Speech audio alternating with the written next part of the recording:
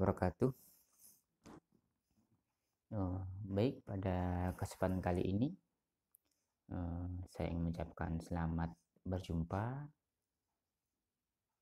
pada channel YouTube ini. Ini adalah video pertama yang akan membicarakan tentang apa itu perpustakaan serta jenisnya apa saja. Oke, mungkin di antara para pemirsa banyak sekali yang sudah kenal, banyak sekali yang sudah pernah mendengar istilah perpustakaan. Atau mungkin juga beberapa di antara para pemirsa ada juga yang seumur hidupnya mungkin belum pernah masuk ke perpustakaan. Sehingga ketika mendengar kata perpustakaan, maka yang muncul di dalam benaknya adalah hanya sekumpulan buku, hanya sekumpulan rak, di situ kemudian ada penjaganya dan lain sebagainya. Nah, karena kita akan berbicara perpustakaan, maka kita ingin meluruskan anggapan-anggapan seperti itu. Kita ingin merubah image perpustakaan yang selama ini mungkin beberapa masyarakat memandang bahwa perpustakaan merupakan sesuatu tempat yang kurang menarik untuk dikunjungi. Oke. Sebelum berbicara tentang apa itu perpustakaan, maka alangkah baiknya kita akan berbicara istilah awal perpustakaan, asal mula kata dari perpustakaan. Dalam bahasa Indonesia, kita mengenal istilah pustaka. Pustaka yang dalam Kamus Umum Bahasa Indonesia diartikan sebagai kitab. Nah, dari kata pustaka inilah kemudian muncul yang namanya, dalam perkembangannya kemudian muncul istilah perpustakaan. Dalam bahasa Latin dikenal kata liber atau libri yang berarti buku. Dari kata ini kemudian berkembang, muncullah yang disebut dengan librarius atau tentang buku. Kata librarius kemudian berkembang lagi. Ada dalam bahasa Yunani juga dikenal istilah biblia, yaitu tentang buku. Nah, dari kata ini kemudian kita mengenal istilah dalam bahasa Inggris yaitu library, yang artinya adalah perpustakaan. Dalam bahasa lain, dalam bahasa Belanda, perpustakaan dikenal dengan kata bibliotek. Sedangkan dalam bahasa Jerman dikenal dengan kata bibliotek dengan huruf E-nya hanya satu. Selanjutnya, dalam bahasa Prancis dikenal istilah bibliothèque, yang artinya juga perpustakaan. Sedangkan dalam bahasa Spanyol, perpustakaan disebut dengan biblioteca. Begitu juga dalam bahasa Portugis, perpustakaan juga disebut dengan kata biblioteca. Nah, itu adalah istilah-istilah awal yang berkaitan dengan perpustakaan, yang memunculkan kata perpustakaan. Lalu, apa sebenarnya perpustakaan itu sendiri? Ya, dalam bahasa Arab kita mengenal istilah maktabah. Yang biasa dari pondok pesantren pasti mengenal kata ini.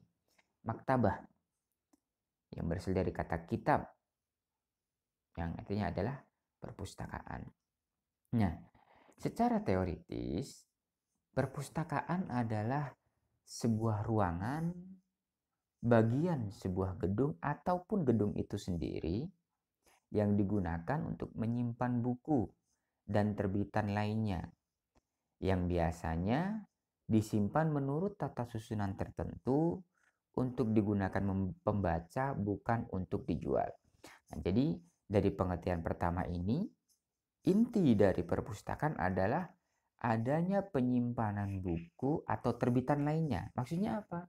Bisa jadi tidak hanya buku bacaan, tidak hanya novel, tidak hanya buku pelajaran, buku mata kuliah, tetapi juga di dalamnya bisa skripsi, tesis, kemudian juga bisa berupa jurnal, atau bahkan berupa koleksi digital lainnya, kaset, piringan hitam, dan lain sebagainya, di mana koleksi-koleksi tersebut dikelola dengan cara-cara tertentu dan disediakan untuk dimanfaatkan untuk dibaca oleh para pembacanya, bukan untuk dijual seperti di toko buku. Jadi pembeda antara perpustakaan dengan toko buku adalah meskipun sama-sama mengelola buku, meskipun sama-sama menyimpan buku, namun jika perpustakaan mereka menyediakannya secara gratis untuk para pembaca. Berbeda dengan toko buku. Mereka menjual buku yang ada di yang mereka kelola. Oke, selanjutnya. Pengertian pertama ini dimunculkan oleh Sulistyo Basuki, Profesor Sulistyo Basuki.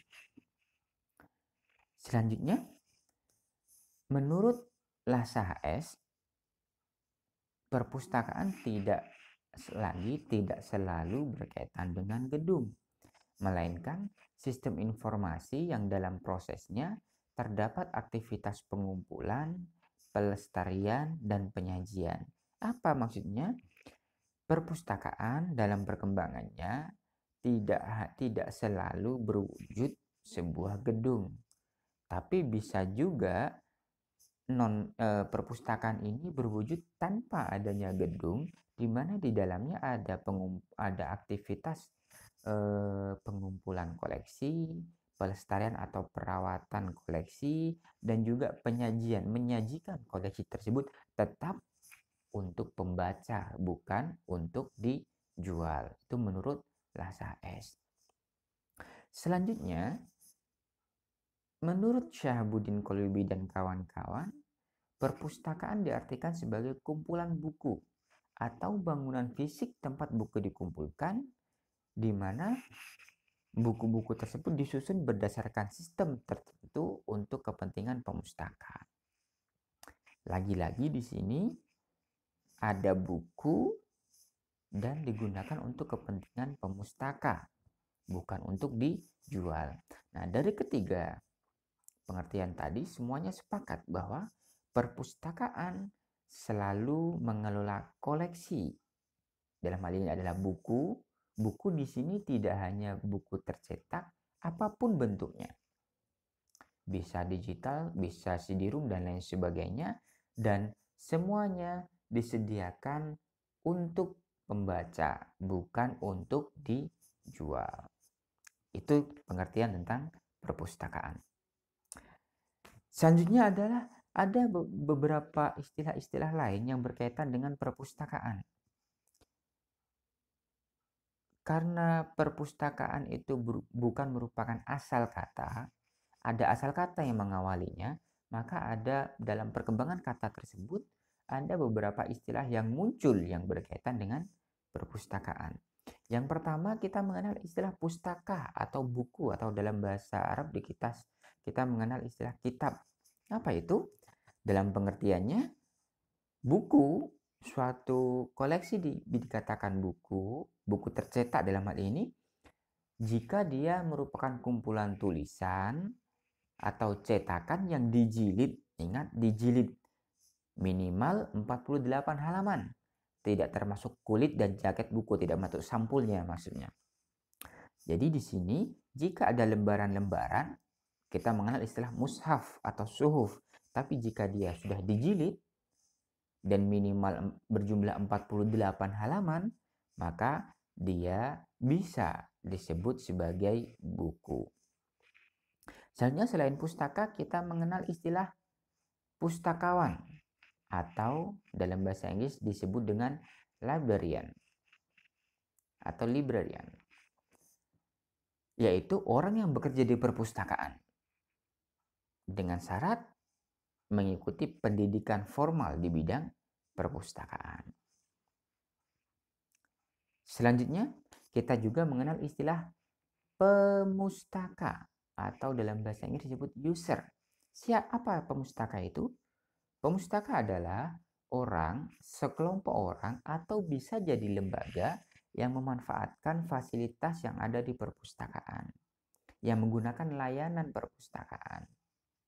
Artinya, ketika kita masuk ke perpustakaan, membaca buku di situ, memanfaatkan layanan peminjaman yang ada di situ, atau hanya mengantarkan teman di situ, kemudian kita membaca buku milik kita sendiri atau sebagainya, ketika kita memanfaatkan layanan perpustakaan, maka di situ kita disebut sebagai pemustaka.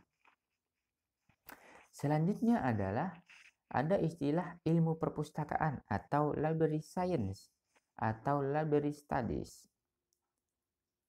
Ilmu perpustakaan adalah ilmu yang mengkaji tentang perpustakaan. Selanjutnya dikenal istilah kepustakawanan atau librarianship. Jadi ada pustakawan, ada juga kepustakawanan. Kalau pustakawan tadi adalah manusianya yang bekerja di perpustakaan, sedangkan kepustakawanan atau librarianship adalah penerapan ilmu perpustakaan di perpustakaan. Artinya apa? Penerapan ilmu perpustakaan dalam pengelolaan perpustakaan. Mohon maaf, itu ada salah ketik. Oke. Itu adalah istilah-istilah yang berkaitan dengan perpustakaan. Selanjutnya adalah jenis-jenis perpustakaan. Dalam perkembangannya, banyak sekali bermunculan perpustakaan-perpustakaan dengan berbagai macam jenisnya. Hal tersebut disebabkan oleh adanya ragam media atau ragam koleksi yang mereka kelola. Juga disebabkan oleh kebutuhan informasi yang berbeda-beda antara masing-masing individu, antara masing-masing pemustaka. Kemudian juga disebabkan oleh adanya spesialisasi. Artinya, beberapa perpustakaan terkadang mengkhususkan koleksi mereka pada bidang-bidang tertentu. Sedangkan, dan juga yang terakhir adalah disebabkan oleh adanya ledakan informasi. Bayangkan, dalam satu hari ada ribuan informasi, ada jutaan informasi yang diproduksi, di mana itu perlu dikelola agar masyarakat tidak termakan oleh hoax, tidak termakan oleh informasi-informasi palsu. Itulah sebabnya muncul berbagai macam jenis perpustakaan. Apa saja jenis perpustakaan yang ada? Yang pertama ada perpustakaan internasional. Perpustakaan internasional adalah perpustakaan yang dibentuk oleh dua atau lebih negara yang saling bekerja sama. Ketika ada beberapa negara yang kemudian bersama-sama membentuk perpustakaan, maka perpustakaan yang dibangun atau dibentuk disebut dengan perpustakaan internasional. Contoh dalam gambar tersebut adalah perpustakaan milik PBB, Perserikatan Bangsa-Bangsa. Selanjutnya yaitu perpustakaan nasional. Perpustakaan nasional adalah perpustakaan yang dikelola oleh suatu negara. Jadi perpustakaan nasional ini mereka menyimpan semua bahan pustaka yang tercetak dan terekam yang diterbitkan di suatu negara. Di Indonesia kita mengenal suatu nama, yaitu nama Perpustakaan Nasional Republik Indonesia atau PNRI, atau sekarang juga dikenal dengan Perpusnas. Nah, kalau kalian jalan-jalan ke Jakarta, kalau pemirsa jalan-jalan ke Jakarta, jangan lupa untuk mengunjungi gedung Perpustakaan Nasional yang baru. Dari lantai atas kita bisa melihat Monas dengan pemandangan yang sangat luas. Di Malaysia kita mengenal disebut dengan perpustakaan negara. Kalau di Inggris ada namanya British Library, ada perpustakaan nasional milik Inggris. Nah, masing-masing negara memiliki perpustakaan nasionalnya masing-masing, di mana fungsinya sebagaimana disebutkan tadi, jika ada penerbit atau perusahaan rekaman, menerbitkan sesuatu, maka Perpustakaan Nasional memiliki fungsi untuk menyimpan terbitan-terbitan yang diterbitkan atau rekaman-rekaman yang dihasilkan di negara yang bersangkutan. Selanjutnya adalah perpustakaan umum. Nah, perpustakaan umum ini adalah perpustakaan yang biasanya terbuka untuk umum, dibiayai oleh dana umum, dan biasanya jasanya, layanannya diberikan secara cuma-cuma atau gratis. Pada umumnya, yang paling mudah adalah kita sering mendengar istilah perpustakaan daerah atau perpustakaan kabupaten atau perpustakaan provinsi. Nah, itu adalah salah satu jenis dari perpustakaan umum. Di Indonesia banyak sekali perpustakaan umum. Hampir semua daerah memiliki perpustakaan umum, baik itu kabupaten ataupun provinsi. Nah, pada gambar tersebut itu adalah salah satu perpustakaan termegah di dunia, kategori Kaskus, dan ternyata dia berada di Indonesia, yaitu ada di Provinsi Riau. Ya, ada di Provinsi Riau. Itu merupakan salah satu ikon kebanggaan dari masyarakat Riau. Oke, selanjutnya adalah perpustakaan khusus. Berbeda dengan perpustakaan umum, perpustakaan khusus ini biasanya hanya berada di bawah naungan suatu lembaga. Nah, keberadaan perpustakaan khusus ini biasanya koleksinya pun hanya koleksi-koleksi tertentu saja, dan biasanya hanya melayani orang-orang tertentu yang berada di bawah lembaga tersebut. Meskipun tidak menutup kemungkinan orang-orang yang berada di luar lembaga yang bersangkutan boleh mengunjungi. Misalnya dalam foto, dalam gambar ada perpustakaan DPR RI. Perpustakaan DPR RI merupakan perpustakaan yang khusus dibuat untuk melayani anggota-anggota DPR Republik Indonesia, DPR Pusat. Nah, meskipun tidak menutup kemungkinan perpustakaan DPR RI memperbolehkan orang lain, yang bukan anggota DPR, untuk masuk ke dalam perpustakaan dan memanfaatkan layanannya, tentu dengan tata cara, dengan persyaratan-persyaratan tertentu. Namun, koleksinya adalah koleksi-koleksi yang memang dikhususkan untuk menjadi bacaan para anggota DPR. Jadi berbeda dengan perpustakaan umum. Jika perpustakaan umum tadi, maka koleksinya untuk semua masyarakat, semua kalangan masyarakat. Tidak peduli dia anggota DPR atau bukan, tidak peduli dia adalah siswa atau bukan, maka koleksinya lebih beragam dibandingkan dengan perpustakaan khusus. Selanjutnya kita mengenal istilah perpustakaan pribadi. Nah, perpustakaan pribadi ini adalah perpustakaan yang dimiliki oleh perorangan. Biasanya perpustakaan pribadi ini ada di rumah-rumah biasanya. Jadi misalnya para pemirsa memiliki kumpulan koleksi buku, kemudian ditata dengan tata susunan tertentu untuk dimanfaatkan secara pribadi, maka itu bisa disebut dengan perpustakaan pribadi. Meskipun misalnya tidak diklasifikasi dan lain sebagainya. Biasanya perpustakaan pribadi ini hanya untuk bacaan keluarga saja.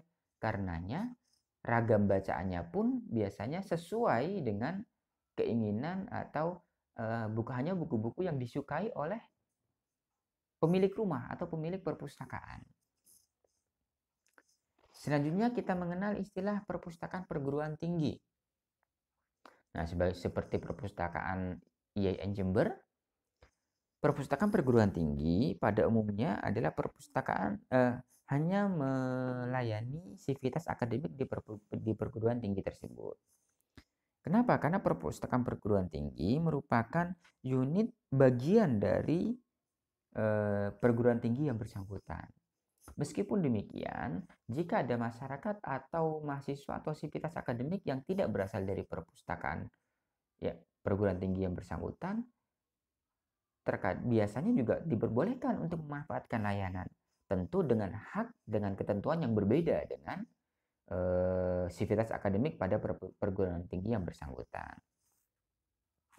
Selanjutnya, kita mengenal istilah perpustakaan sekolah.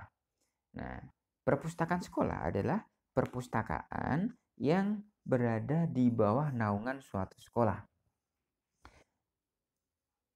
Banyak yang mengira perpustakaan sekolah itu adalah tempat yang usang, tempat menyimpan buku-buku lama, dan lain sebagainya. Ternyata tidak. Perpustakaan sekolah saat ini banyak yang dikelola oleh tenaga-tenaga profesional, sebagaimana di foto tersebut. Foto tersebut menggambar adalah perpustakaan sekolah di Madrasah Aliyah Negeri 3, Mantiga, Yogyakarta, yang pernah menjadi juara nasional. Jadi perpustakaan sekolah di situ ada untuk melayani masyarakat yang ada di sekolah tersebut. Siswa, guru, kepala sekolah, pegawai TU, dan lain sebagainya. Nah, agar perpustakaan sekolah ini menjadi menarik, maka perlu dikelola sedemikian rupa sehingga mampu menarik para siswa, para guru, atau bahkan kepala sekolah untuk datang, untuk duduk-duduk, untuk memanfaatkan layanan yang ada di perpustakaan sekolah tersebut yang disediakan oleh perpustakaan sekolah yang bersangkutan. Nah, itu merupakan jenis-jenis dari perpustakaan, yaitu ada perpustakaan internasional, perpustakaan nasional, perpustakaan umum, perpustakaan khusus, perpustakaan pribadi, perpustakaan perguruan tinggi, dan perpustakaan sekolah. Oke, selanjutnya ada beberapa kriteria perpustakaan. Dalam hal ini kita bagi berdasarkan teknologi yang digunakan. Ada perpustakaan kertas atau perpustakaan konvensional, di mana teknik operasionalnya biasanya dia masih menggunakan cara-cara manual, masih menggunakan kertas, sedangkan bahan pustaka atau koleksinya juga masih berupa kertas. Kemudian ada perpustakaan terotomasi. Berbeda dengan perpustakaan konvensional, perpustakaan terotomasi sudah menggunakan bantuan dari komputer dalam pengelolaannya. Nah, meskipun demikian, koleksi yang dikelola masih berupa kertas. Selanjutnya kita mengenal istilah perpustakaan elektronik, atau terkadang disebut perpustakaan virtual, atau terkadang disebut perpustakaan digital. Nah, di sini teknik operasionalnya sudah menggunakan bantuan komputer, sedangkan koleksinya lebih mengarah kepada media elektronik atau media digital. Itu adalah kriteria-kriteria dari perpustakaan atau tipe-tipe dari perpustakaan. Dari semua perpustakaan tadi, dari semua jenis perpustakaan tadi, dari semua tipe perpustakaan tadi, pada umumnya memiliki fungsi yang sama. Lalu apa saja fungsi dari perpustakaan-perpustakaan tersebut, pendirian perpustakaan tersebut? Fungsi yang pertama adalah fungsi penyimpanan. Apa maksud dari fungsi penyimpanan? Fungsi penyimpanan yaitu perpustakaan memiliki tugas untuk menyimpan koleksi. Artinya, koleksi yang mereka adakan, yang mereka beli, yang mereka kelola, disimpan dan digunakan, disediakan untuk pemustaka. Selanjutnya adalah fungsi pendidikan. Maksudnya adalah perpustakaan didirikan, perpustakaan dikelola agar apa?